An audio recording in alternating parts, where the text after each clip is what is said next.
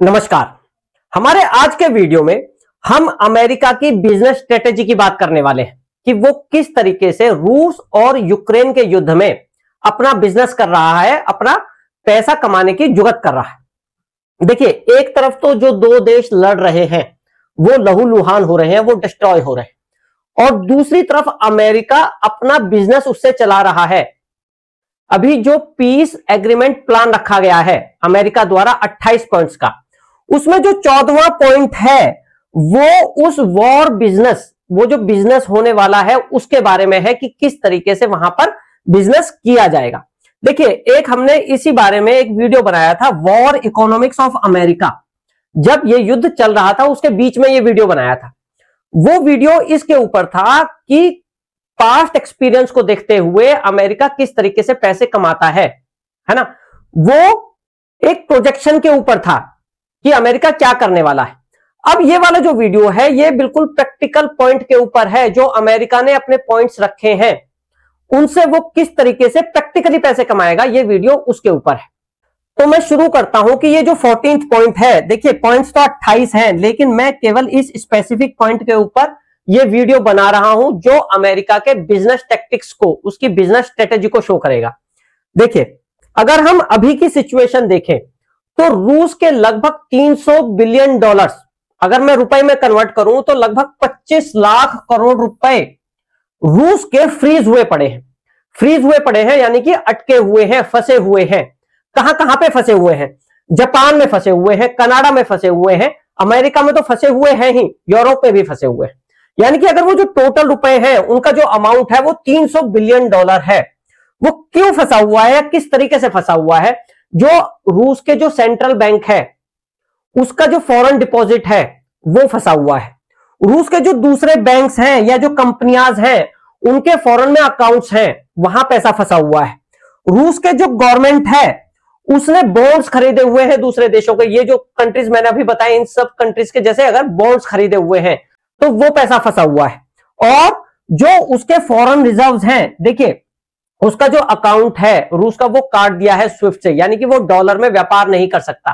तो जो उसके फॉरेन एक्सचेंज रिजर्व्स हैं डॉलर में, है ना, यूरो में, वो सारे पैसे फंसे हुए हैं और उनका अमाउंट हो जाता है 300 बिलियन डॉलर।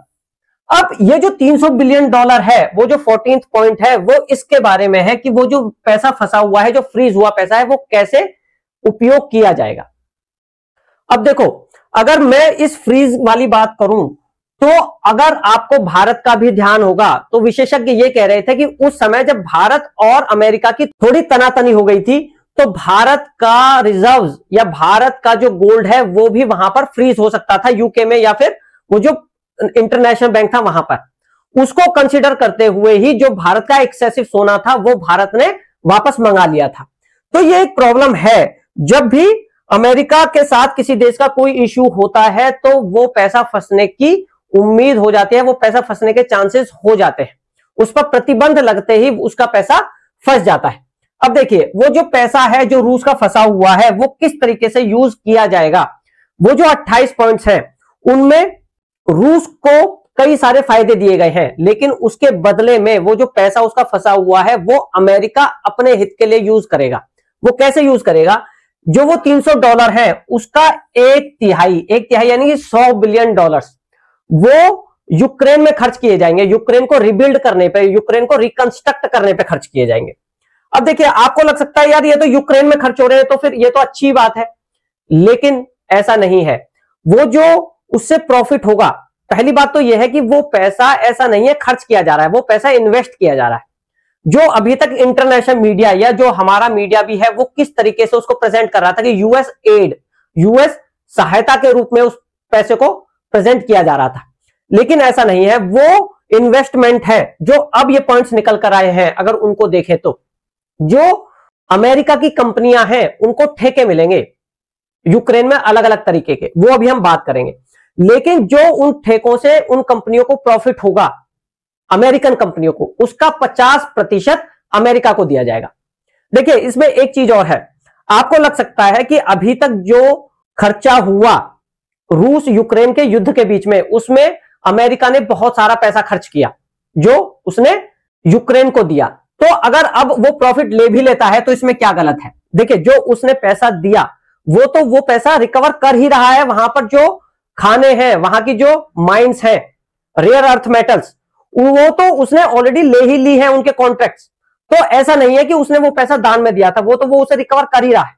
अब ये जो रूस का पैसा है, इस पर ये किस तरीके से प्रॉफिट कमा रहा है, ये इसकी बात है। प्लस वो यूरोप से भी पैसे लेगा, इसकी भी हम बात करने वाले हैं। तो 50% तो वो जो प्रॉफिट है, प्रॉफिट का 50% लेगा, जो $100 बिलियन वहां पर इन्वेस्ट किए जाएंगे यूक्रेन के अंदर। बाकी के जो $200 बिलियन बचेंगे, 300 में से 100 वहां लग गए, $200 बिलियन जो बचे हैं वो रूस की संपत्ति ना मानकर रूस और अमेरिका की साझा संपत्ति मानी जाएगी, और जो डिफरेंट कंट्रीज हैं वहां पर वो इन्वेस्ट किया जाएगा एज ए जॉइंट वेंचर।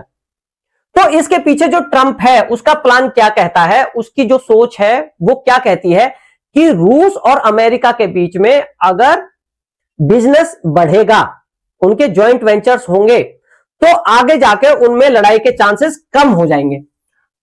अब हम बात करते हैं कि किस किस तरीके के प्रोजेक्ट्स यूक्रेन में चलाए जाएंगे जहां $100 बिलियन खर्च किए जाएंगे। देखिए, जो एक वहां की जो सबसे महत्वपूर्ण चीज है यूरोप के लिए, एनर्जी प्रोजेक्ट्स, जो गैस पाइपलाइंस हैं जो रूस से यूक्रेन होते हुए यूरोप में जाती हैं, उनको रिबिल्ड किया जाएगा, उनको रिकंस्ट्रक्ट किया जाएगा। तो ये प्रोजेक्ट्स मिलेंगे वहां पर, जो कि अमेरिकन कंपनियों को मिलेंगे। दूसरी चीज है, वहां जो माइंस हैं, रेयर अर्थ मेटल्स की माइंस हैं, वो ठेके उठेंगे। तीसरी चीज जो हाउसिंग है, जो वहां तहस नहस हुआ है, या जो हाईवेज है, जो टेलीकॉम सेक्टर है, वो अभी बिल्कुल तहस नहस हो गया है, तो उनके ठेके दिए जाएंगे अमेरिकन कंपनीज को। और इसके अलावा पोर्ट्स होंगे, लॉजिस्टिक नेटवर्क्स बनाया जाएगा। तो इस तरीके के सारे प्रोजेक्ट्स अमेरिकन कंपनियों को मिलने वाले हैं, जिससे कि प्रॉफिट अर्न किया जाएगा। इसके अलावा देखिए, जो एक बहुत बड़ी चीज है, अभी तक इस युद्ध से पहले तक जो यूक्रेन यूरोप को देता था ग्रेन, वो एक बिगेस्ट एक्सपोर्टर है ग्रेन्स का, जो यूरोप की मार्केट में पहुंचता है यूक्रेन से। तो वो जो एक्सपोर्ट सिस्टम है वो रीडेवलप किया जाएगा, दोबारा से बनाया जाएगा, फूड प्रोसेसिंग यूनिट्स लगाई जाएंगी। तो डिफरेंट डिफरेंट प्रोजेक्ट्स वहां पर काम करेंगे। और सबसे बड़ी बात, जो अब एक नई चीज और लगाई जाएगी, डेटा सेंटर्स वहां पर स्थापित किए जाएंगे, एआई कॉरिडोर्स बनाए जाएंगे। जो पोस्ट वॉर जो इरा होने वाला है, जो समय आने वाला है, उसमें जो यूक्रेन पर कंट्रोल किया जाएगा वो डेटा के थ्रू किया जाएगा। तो वहां पर डेटा सेंटर्स बनाए जाएंगे, आर्टिफिशियल इंटेलिजेंस सिस्टम्स वहां डेवलप किए जाएंगे। तो अमेरिका को डायरेक्ट, जो कंपनियां वहां इन्वॉल्व होंगी उन्हें डायरेक्ट फायदा होगा ही होगा, इसके अलावा इनडायरेक्ट फायदा भी होगा। यानी कि जो अमेरिका का स्ट्रेटेजिक कंट्रोल यूक्रेन पर इस चीजों के थ्रू हो जाएगा, क्योंकि उसका इन्वेस्ट यूक्रेन में इतना हो जाएगा कि यूक्रेन की इकोनॉमी यूएस पे डिपेंड हो जाएगी। अब देखिए, जो वो प्रॉफिट है उसका 50% यूएस को क्यों मिलना चाहिए? यूएस का इसके पीछे क्या तर्क है? यूएस का कहना यह है, ट्रंप का कहना यह है कि यूक्रेन को जो सिक्योरिटी की गारंटी है वो अमेरिका दे रहा है। जो रिकंस्ट्रक्ट का काम है, जो रिबिल्ड करने का काम है, वो यूएस की कंपनियां कर रही हैं। यूएस अपने रिसोर्सेज वहां पर खर्च कर रहा है, चाहे वो डिप्लोमेटिक रिसोर्सेज हो, टाइम के रिसोर्सेज हो, पैसे वाले रिसोर्सेज हो, सारी जो चीजें हैं वहां पर अमेरिका लगा रहा है। तो जब इतने रिसोर्सेज अमेरिका लगा रहा है, इतने रिस्क वहां पर वो ले रहा है, तो उसका जो प्रीमियम है, रिस्क का प्रीमियम, वो भी तो अमेरिका ही लेगा। जब वहां पे वो इतना पैसा लगा रहा है तो उसका प्रॉफिट भी तो अमेरिका को ही मिलना चाहिए। तो वो जो 50% है वो ज्यादा नहीं है, इन सब चीजों को देखते हुए ट्रंप का कहना यह है। ये तो हो गया रूस का पैसा कि वो किस तरीके से अमेरिका अपने फायदे के लिए खर्च करेगा। दूसरी तरफ अमेरिका ने यूरोप से कहा है कि $100 बिलियन आप भी लगाएंगे यूक्रेन के अंदर। अब यूरोप का कहना यह है कि भाई हमें वहां क्यों पैसा लगाना चाहिए, हमें क्या फायदा? देखिए, अमेरिका ने यहां पर क्या तर्क दिया है। ट्रंप का कहना यह है कि जो ये युद्ध है, अगर ये रुकता है तो इसका सबसे ज्यादा फायदा यूरोप को होने वाला है, लेकिन इसका जो लॉस है, अगर ये युद्ध चलता है तो इसका जो लॉस है वो सबसे ज्यादा यूरोप को होगा। क्यों होगा? क्योंकि ये युद्ध यूरोप के डोर स्टेप पर हो रहा है, यूरोप के मुहाने पर ये युद्ध हो रहा है, तो इसका जो सारा घाटा है वो यूरोप को होगा। अगर मिसाइल्स गिरेंगी तो यूरोप में गिरेंगी, जो सारी प्रॉब्लम्स हैं वो यूरोप को होंगी। किस किस तरीके की प्रॉब्लम होंगी? जो वहां पर अभी रिफ्यूजीज हैं, यूक्रेन के लोग भाग भाग कर यूरोप पहुंच रहे हैं, तो यूरोप में शरणार्थियों का इश्यू बढ़ता जा रहा है। एक बात तो ये हो गई। दूसरी बात ये है कि जो वो रूट्स हैं, जो एनर्जी के रूट्स हैं, जो बॉर्डर्स हैं, वो स्टेबलाइज होंगे, वो सिक्योर होंगे। यूरोप की जो एनर्जी की प्रॉब्लम है, जो रूस से आती है यूक्रेन होते हुए, वो प्रॉब्लम खत्म हो जाएगी। इसके अलावा वो ये कहता है कि आप इसे खर्चा मान ही क्यों रहे हैं, ये तो एक इकोनॉमिक अपॉर्चुनिटी है, ये तो बिजनेस अपॉर्चुनिटी है। आपकी कंपनियों को ठेके मिलेंगे और आपका पैसा वापस आपके पास आ जाएगा। तो ये खर्चा नहीं है, ये तो इन्वेस्टमेंट है। इसके साथ साथ आपको क्रेडिट मिलेगा, आपको डेमोक्रेसी का डिफेंडर बताया जाएगा कि भाई आपने किस तरीके से एक डेमोक्रेटिक देश की हेल्प की है, आप उसके लिए खड़े रहे हैं। और जो आपका मॉरल ग्राउंड है उसको प्रूव करने में आपको हेल्प मिलेगी कि भाई आपने मॉरली एक देश को बचाया है, आप अपने स्टैंड पर खड़े रहे। तो हर तरीके से आपका पैसा भी आपके पास आ जाएगा और आपको फ्यूचर में क्रेडिट भी इसका मिलने वाला है। अब ये वाले तर्क दिए ट्रंप ने। अब यूरोप की क्या प्रॉब्लम है, यूरोप क्या समझता है? जब इन इश्यूज को ध्यान से देखते हैं तो उनको कुछ बातें समझ में आती हैं। उनको क्या समझ में आता है कि भाई जो यूएसए है वो तो कुछ भी लगा नहीं रहा, वो तो रूस का पैसा यूज कर रहा है और 50% प्रॉफिट ले रहा है, जबकि हम अपना पैसा खुद लगा रहे हैं। और पैसा हम लगाएंगे, लेकिन हमें यह नहीं पता कि भाई हमें कौन से कॉन्ट्रैक्ट मिलने वाले हैं। जो सारे मुख्य कॉन्ट्रैक्ट होंगे वो तो अमेरिका ले जाएगा, ट्रंप उस मीटिंग का हेड होगा। तो जो सारे इंपॉर्टेंट, जो सारे मलाई वाले कॉन्ट्रैक्ट्स हैं, जो स्ट्रेटेजिक इंपॉर्टेंस वाले कॉन्ट्रैक्ट्स हैं, वो तो अमेरिका ले जाएगा। तो हमें क्या मिलेगा? जहां तक क्रेडिट की बात है, तो जो ट्रंप का इमेज है, ट्रंप के बारे में सब ये जानते हैं कि सारा क्रेडिट ये व्यक्ति ले जाएगा। तो हमें क्रेडिट नहीं मिलने वाला। हमें ये व्यक्ति किसी भी चीज में इन्वॉल्व ही नहीं करता, किसी भी डिसीजन में। हमें तो क्या, ये यूक्रेन को भी इन्वॉल्व नहीं करता। तो क्रेडिट की बात तो आप भूल ही जाओ। चौथी बात, जो कंट्रोल है हर चीज पर, चाहे वो कॉन्ट्रैक्ट्स हैं, चाहे वो बिजनेस है, या फिर जो बाद का जो सिनेरियो है उस पर जो कंट्रोल है, वो सारा अमेरिका का होने वाला है। युद्ध के बाद जो डिपेंडेंस है यूक्रेन की फाइनेंशियली, वो अमेरिका पर होने वाली है, यूरोपियन कंट्रीज पर नहीं होने वाली।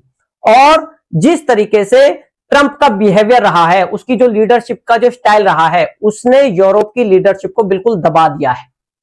तो यूरोप की लीडरशिप वहां पर उभर कर आ ही नहीं पा रही और ये सारी बातें उनके समझ में आ रही हैं। तो जो हम पैसा लगाएंगे वो कितना वापस आएगा, वी डोंट नो। हमें क्रेडिट मिलेगा नहीं मिलेगा, वी डोंट नो। हमारा वहां पर कंट्रोल होगा नहीं होगा, वी डोंट नो। तो वो बहुत डाउट में है कि हम क्या करें। लेकिन उनकी मजबूरी यह है कि वो कुछ कर नहीं सकते, उन्हें ट्रंप की बात माननी ही पड़ेगी। सेकेंड वर्ल्ड वॉर के बाद उनकी जो इकोनॉमी है, उनका जो सिस्टम है, वो यूएस पे टोटली डिपेंड है। उनके पास ज्यादा ऑप्शन है ही नहीं कि वो अमेरिका से अलग चल सकें। सेकेंड वर्ल्ड वॉर के बाद अमेरिका ने वहां पर पैसा लगाया यूरोप में, और इस तरीके का माहौल बनाया, इस तरीके की कंडीशंस रखी कि वो यूरोप हमेशा के लिए अमेरिका पर डिपेंड हो गया। अब वही सिचुएशन है यहां पर।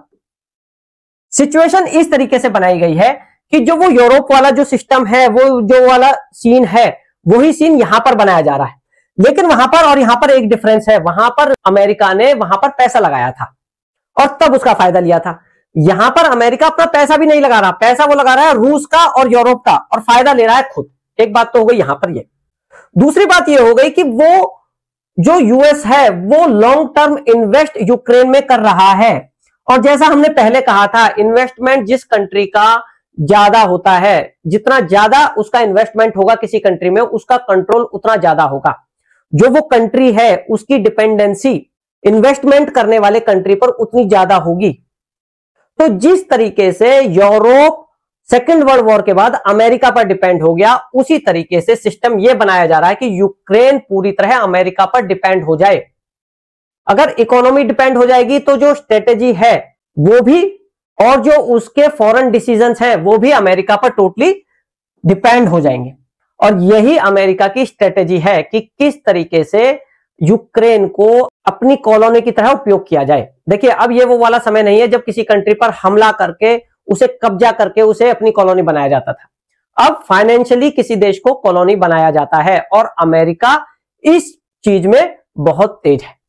तो ये थी हमारी आज की वीडियो कि किस तरह अमेरिका युद्ध में बिजनेस करता है। अगली बार फिर किसी और महत्वपूर्ण मुद्दे के साथ प्रस्तुत होंगे। Thank you.